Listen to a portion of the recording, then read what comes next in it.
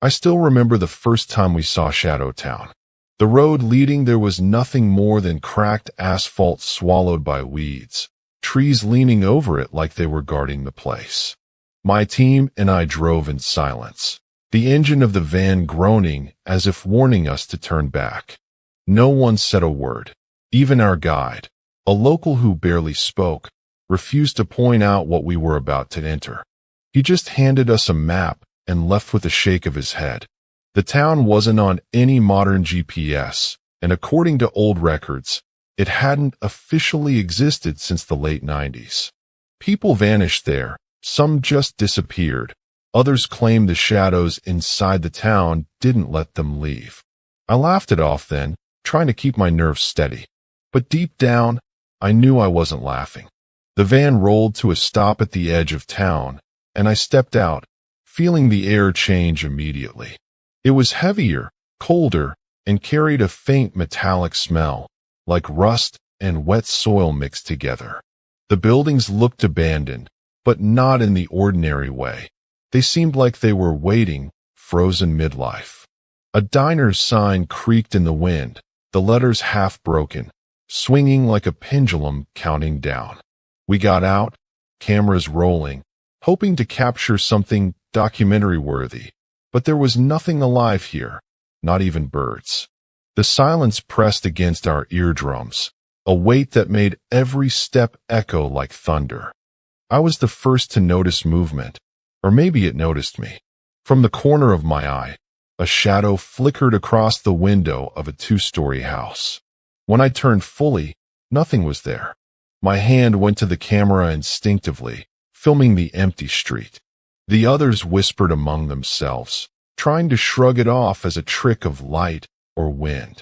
But I couldn't shake the feeling that the town had eyes, watching us, waiting for a mistake. As we moved deeper, past the collapsed gas station and the old firehouse, the shadows grew thicker.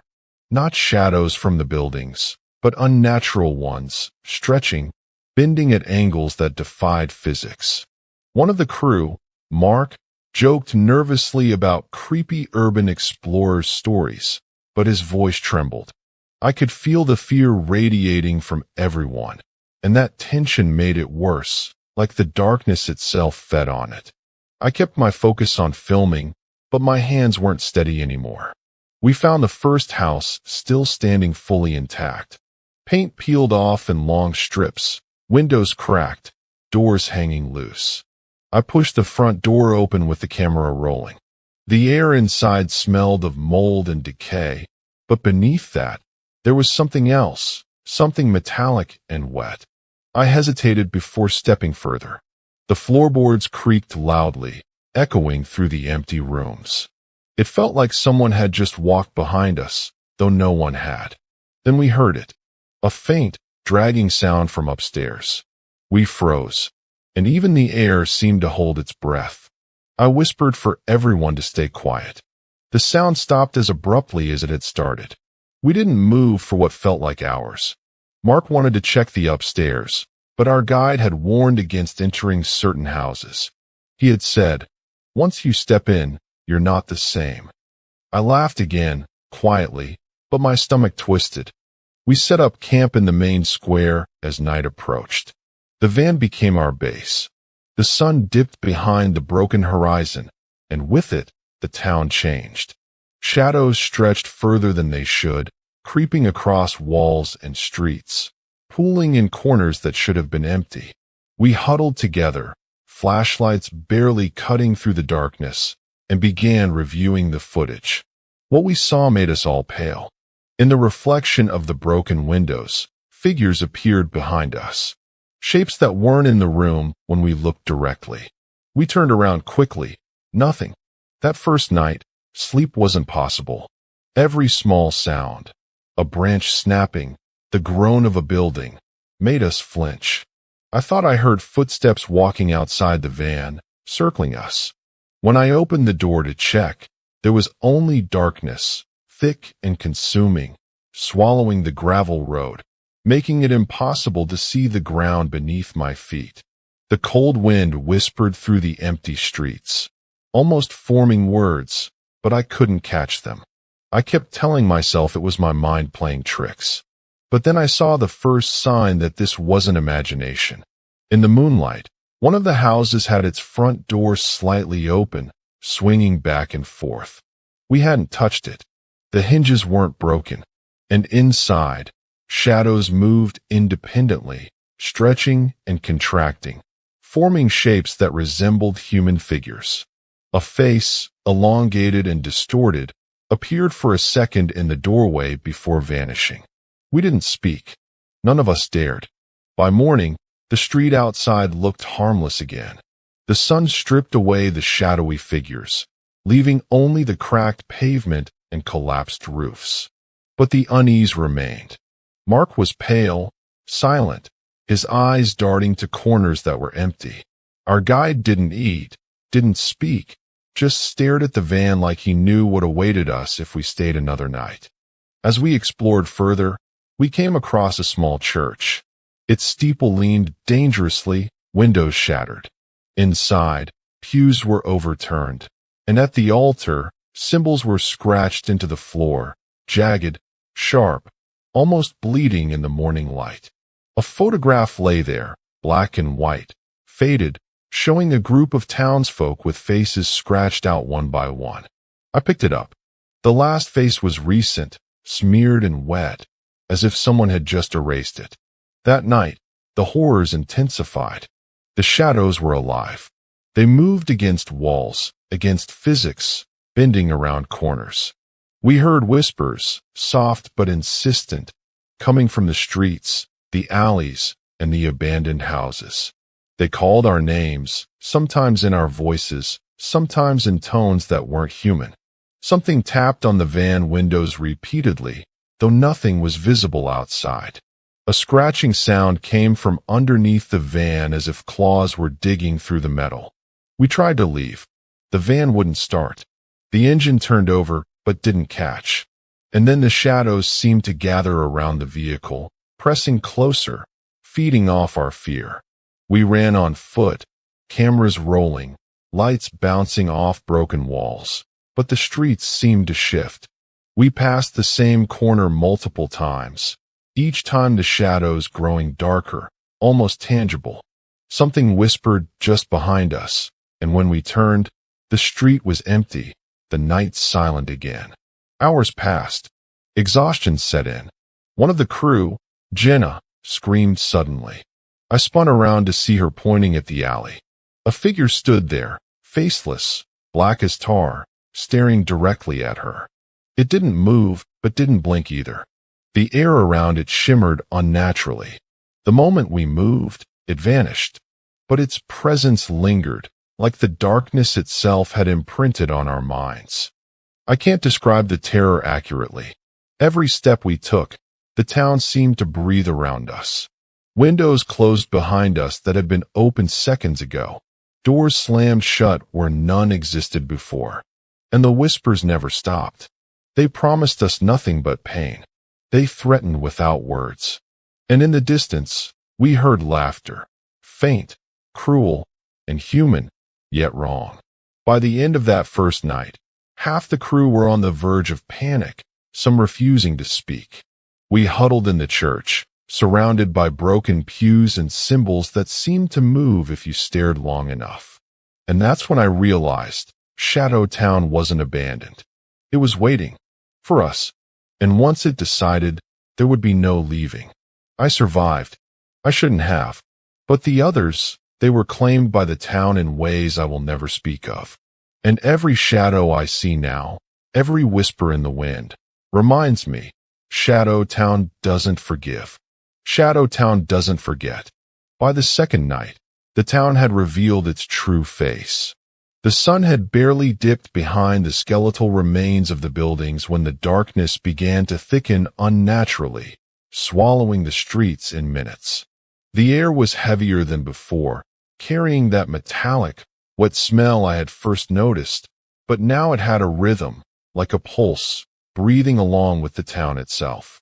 My team huddled in what was left of the diner, flashlights sweeping over broken tables and shattered glass, cameras rolling shakily. No one spoke. The wind outside whispered through the cracks, forming words just beyond understanding. I could feel the shadows pressing closer, hungry, watching us through the shattered windows. We tried to rationalize everything. It's abandoned, empty, nothing alive here, but the evidence was all around us.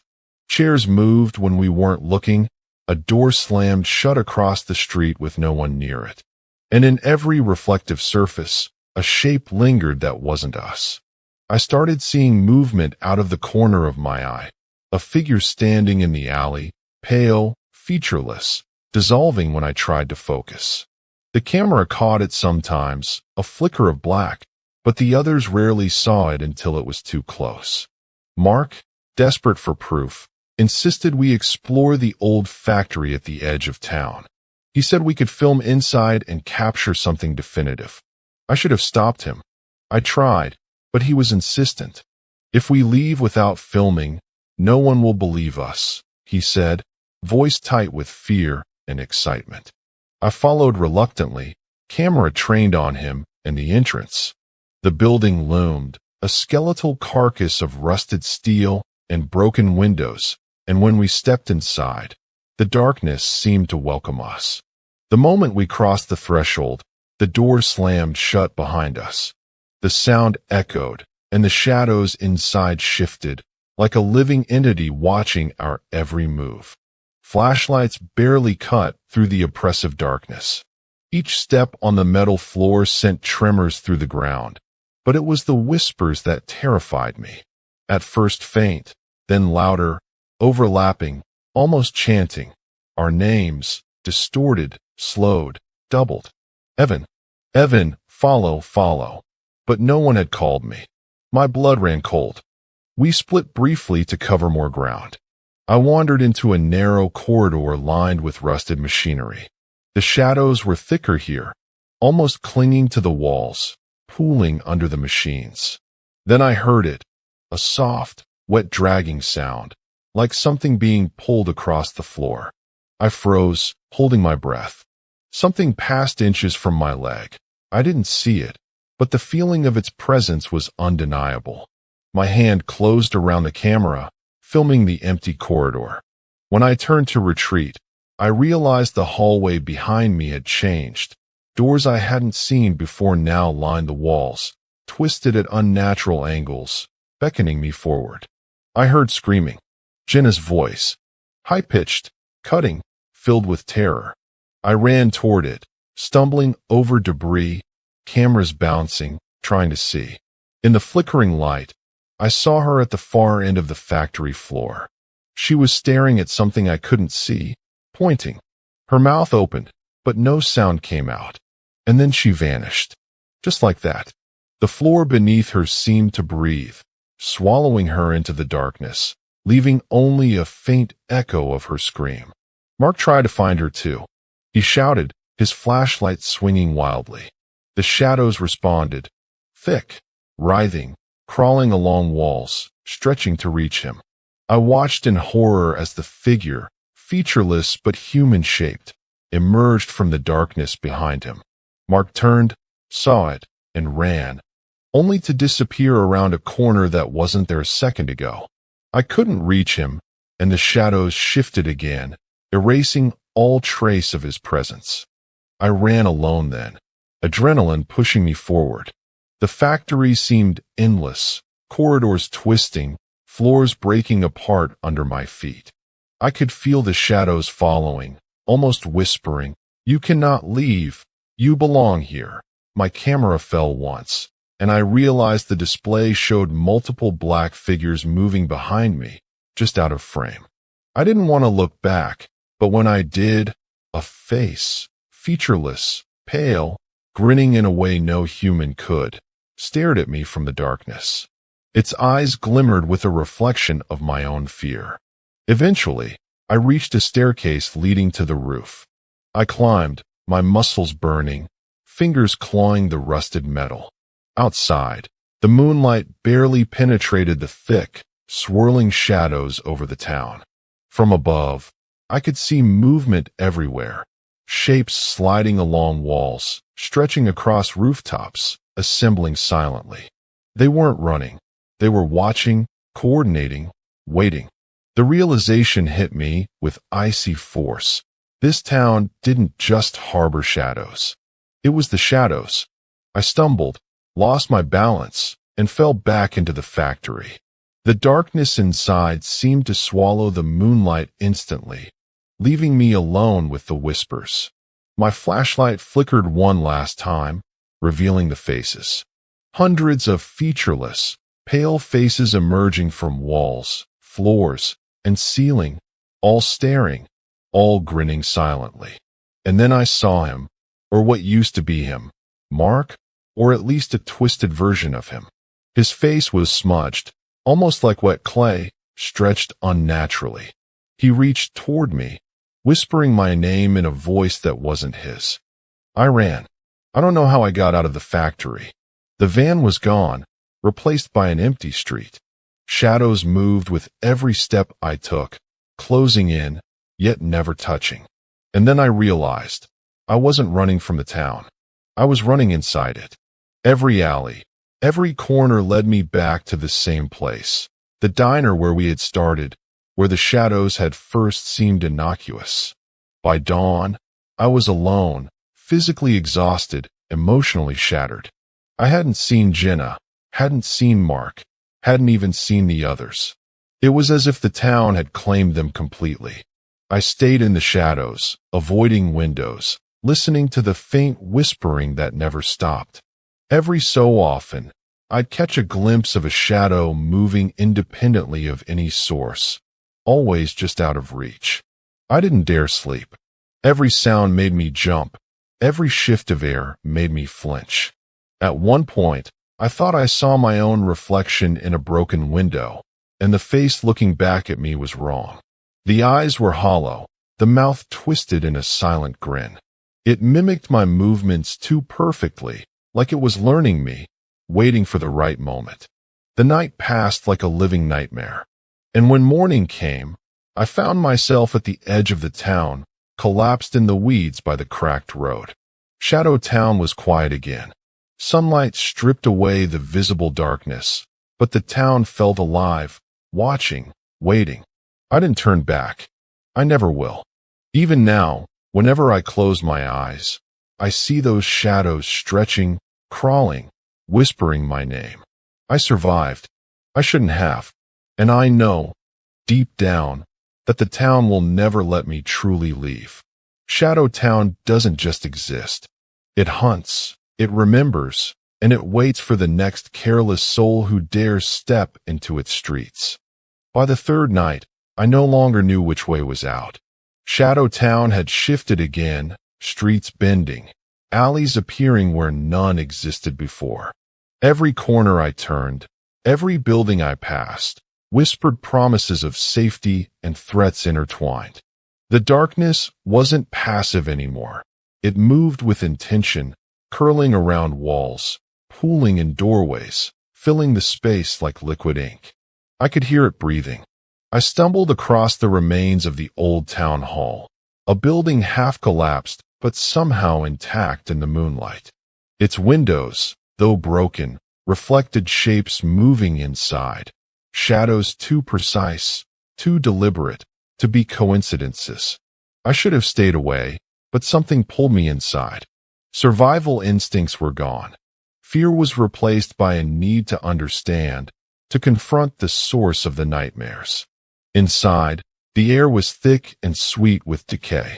My flashlight trembled in my hands, and each step made the floorboards groan like bones.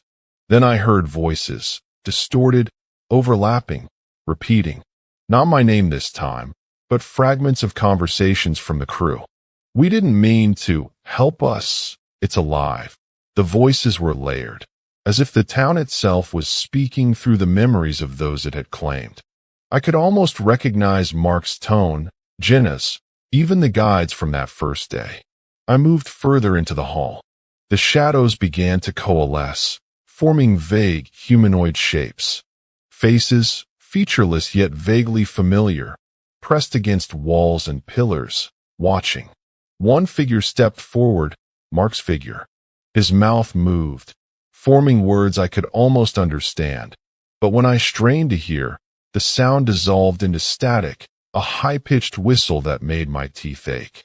I stepped back, and he tilted his head unnaturally, too fast, too wrong. I ran toward a side corridor and tripped over a fallen beam. My flashlight rolled across the floor, illuminating the walls in fleeting snapshots. Symbols carved into the plaster glowed faintly, jagged lines, circular shapes, eyes that seemed to follow me. The whispers grew louder, circling my head. You cannot leave. You belong. You belong. My chest tightened. Panic clawed at me, but I forced myself to breathe, to stay conscious, to stay aware. The corridor ended in a staircase descending into darkness. I knew instinctively this was where the town's heart lay. Every instinct screamed at me to turn back, but curiosity, morbid, dangerous curiosity, propelled me downward. The air grew colder, damp and heavy, smelling of wet earth and rot. The whispers became coherent phrases now, soft but insistent. You are next. You are next. You cannot leave. I reached a subterranean chamber, the walls lined with blackened wood and twisted metal. In the center, a pit gaped open, filled with thick shadows writhing like living smoke. From within, I could hear scratching, low moans, and the faintest echo of screams. The shadows formed shapes that reminded me of the crew, Mark, Jenna, the guide, all featureless, faceless, and still alive somehow, trapped between the physical world and this place. I froze. A voice echoed from the pit, familiar yet distorted. Join us. It was Mark.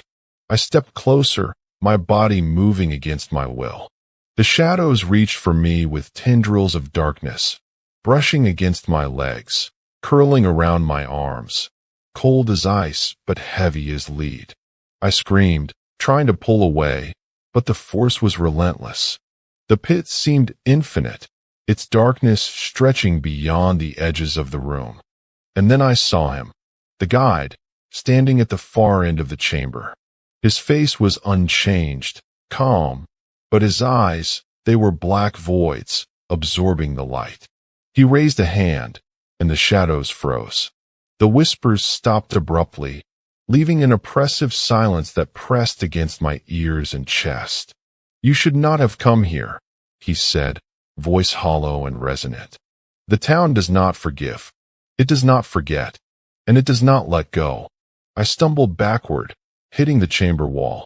The shadows began to move again, faster this time, writhing and stretching toward me. Shapes formed, a mockery of human movement, distorted limbs, faces twisted in silent screams. I realized then that the town consumed memory and body alike, turning them into puppets of its own will. Every missing person became part of the shadows, trapped forever, feeding the town's hunger. Panic overtook me. I ran toward the staircase leading up, the shadows clawing at my legs, whispering and laughing. I reached the top and slammed the heavy wooden door behind me. It was locked. I could feel the shadows pressing against it from below, trying to pull me back. I pounded on the door with my fists, breath ragged, and finally, it gave way, opening into another hallway I didn't recognize. The town had shifted again. The streets inside were different from those outside, walls bent, doors appearing where none had been before. I ran blindly, guided only by the dim light of my failing flashlight. Shadows moved along the walls, slinking behind me, anticipating my every turn. I could hear whispers forming sentences now, promises and threats intertwined. You cannot leave. You belong. You will join us. Suddenly, I tripped over something. Looking down, I saw a camera, cracked and dirty. Jenna's camera. The footage inside made my stomach churn. Her face, pale and wide-eyed, pressed against the lens, but behind her, shadows moved independently, crawling up the walls, reaching toward her as she screamed silently. I realized then that every camera, every mirror, every reflective surface in Shadow Town was a doorway for the darkness, a way to watch, manipulate, and trap. I kept moving, guided by a flicker of moonlight. I thought I saw an exit at the far end of a street. Relief surged through me, but as I reached it, the shadows thickened. They rose from the ground, forming a wall of darkness taller than any building. A figure emerged from it, the guide, but twisted, elongated, moving with unnatural speed. He whispered my name, his voice layered with countless others, all screaming and pleading. I tried to run around him, but the street twisted, bending impossibly, returning me to the same spot. The shadows coiled like snakes, blocking every escape route. My mind raced. I understood then that Shadow Town was alive, its purpose simple and horrifying: to trap, consume, and remember. Every soul it claimed became part of its structure, feeding its ever-growing hunger. I made a decision. I had to survive. I sprinted toward a side alley, the shadows splitting but following, stretching impossibly to try and reach me. My lungs burned, my legs ached, but I didn't stop. I saw a flicker of light, a crack in a boarded-up window, the weak glow of sunrise trying to penetrate the town's dark veil. I dove through it, cutting my arm on the jagged wood, and fell into an abandoned field just outside the town's perimeter. I crawled, bleeding and gasping, watching the streets behind me. The town looked peaceful in daylight, innocent almost. But I knew better. The shadows were still there, hiding in corners, waiting for nightfall, waiting for the next careless soul. I survived that night, but the memory of the pit, the whispers, the shadows' cold embrace, haunts me every waking moment. I know the town's pull is stronger than fear, stronger than reason. And somewhere deep inside me, I know it's not finished with me. Shadow Town remembers. Shadow Town waits. And I am not safe, not ever. I thought the sunrise would save me. I thought daylight would peel away the town's claws. But Shadow Town didn't care about sun or sanity. I crawled through the weeds beyond the perimeter, my arm bleeding, lungs screaming for air, hoping that just putting distance between myself and its twisted streets would be enough. But even as I limped forward, I could feel it. The town watching, breathing, waiting for nightfall to reclaim what was theirs. The road ahead was cracked and uneven, the asphalt swallowed by weeds and shadows that didn't belong in the sunlight. I tried to make sense of my escape route, but the streets behind me seemed to shift with every glance. One moment, I thought I saw the diner where we had first set up camp. The next, it was gone, replaced by twisted, impossible buildings that hadn't existed before. I realized then that Shadow Town's reach extended far beyond its borders. It had marked me. My phone had no signal. GPS refused to register my location. Every time I stopped, I thought I heard movement, subtle, deliberate. Footsteps, whispers, the soft sliding of shadows across the cracked pavement. I forced myself to keep walking, each step heavier than the last. And then I heard the voice, unmistakable, soft, distant, yet echoing inside my skull. You cannot leave. You belong. Panic overtook me. I ran blindly, turning down a narrow alley I swore led out, only to find myself back at the town square. The sun was higher now, but it didn't matter. The shadows were faint, yes, but alive, curling along walls, pooling in corners, forming shapes that were almost human. And then I saw them, the crew, or what remained of them. Mark, Jenna, even the guide. Faces twisted, featureless, half-formed, rising slowly from the ground as shadows coalesced into their shapes. Their mouths moved in silent screams, their eyes hollow, their movements jerky and wrong. I stumbled backward, heart hammering. The shadows pulsed, growing denser, moving closer, coiling like living smoke. I tried to run, but my legs wouldn't obey. Every escape route vanished. It was as if the town itself had swallowed the world around me, leaving only this claustrophobic nightmare.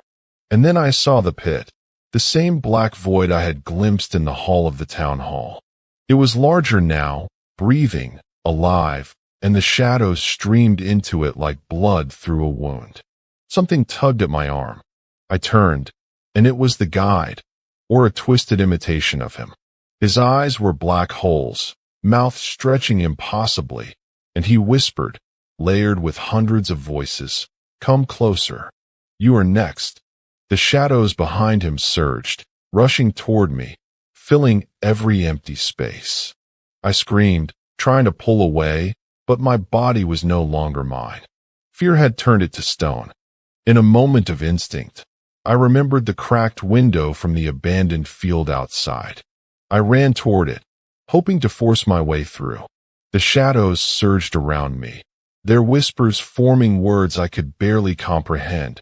"Do not leave. You are ours. Forever." My hands smashed through the wood. Glass cut me, pain flashing through my arm, but I didn't stop.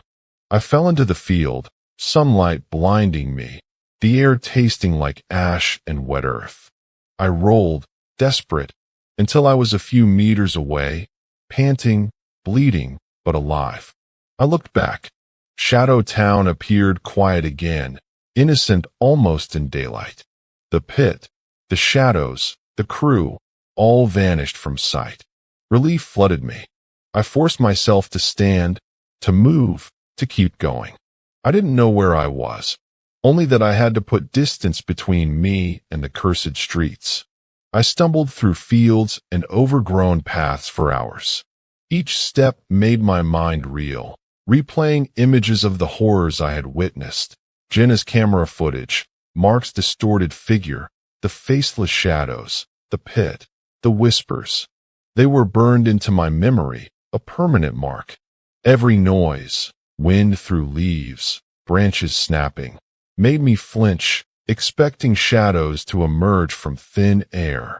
Night came again, but I was far from the town. Or so I thought. The darkness was different here, heavier, unnatural, carrying whispers that weren't human. The air seemed to press against my lungs, cold and suffocating. I stopped, listening. Footsteps. Not mine. Soft, deliberate, following. I spun, flashlight swinging, but there was nothing. Only the empty, silent road. Yet I knew it was there. Watching.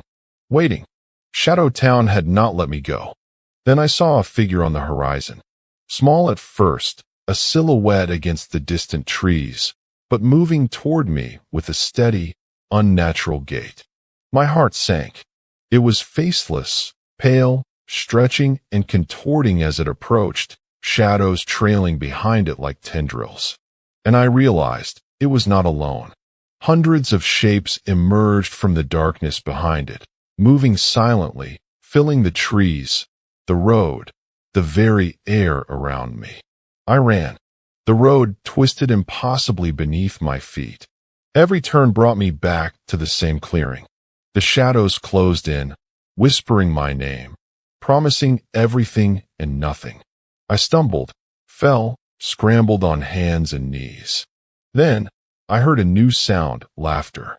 Human, cruel, layered with hundreds of echoes. It came from everywhere and nowhere. I looked up. A faint, pale face hovered in the sky, grinning. It was impossible, but my mind couldn't deny it. Shadow Townsville had reached out beyond its borders. I knew then I couldn't escape completely. The town didn't just exist. It followed, hunted, claimed. Every shadow, every whisper, every distorted figure was a reminder. I was marked. I had survived, yes, but survival was temporary. Shadow Town was patient, and it waited for the moment I would falter, the moment fear would let it pull me back. The first rays of sunlight began to pierce the clouds. I collapsed on the grass, bleeding, shaking, but alive. I looked back one last time. The road appeared ordinary, the fields calm, birds chirping as if nothing had happened. I forced myself to take a step, then another.